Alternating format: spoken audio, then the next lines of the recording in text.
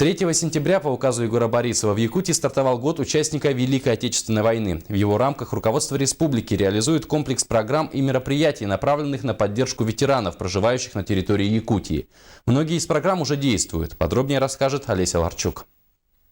2 сентября – дата знаменательная не только для России, но и для всего мира. Именно в этот день, в 1945 году, кончилась Вторая мировая война.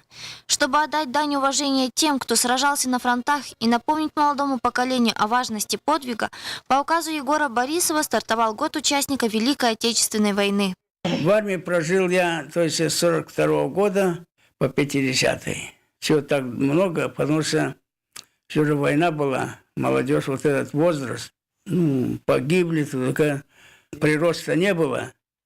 Вот пришлось служить. Потому что как раз надо было пополнение, а не было. Вот пришлось служить 8 лет. Ну, а служил ничего, это участвовал в войне с Японией. Ранение имеет легкое. В течение года в республике реализуют множество программ и мероприятий. До 1 апреля участники Великой Отечественной войны получат единовременную премию в честь юбилея Победы.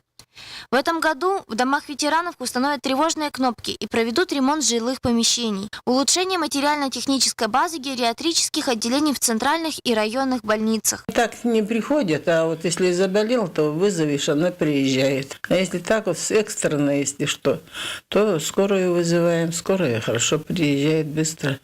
Это с этим делом у нас нормально. Врач приезжала тоже, вот делала мне, в этот раз кровь брали. Тоже на дому. Совместная работа властей, общественных организаций и обычных граждан не даст забыть подвиг наших ветеранов. И мы всегда будем чтить память героев, павших на фронтах Великой Отечественной войны. Однако, чтобы выразить свою благодарность участникам войны, не нужно ждать и праздников, и особых поводов. Олеся Ларчук, Василий Слепцов. Новости столицы.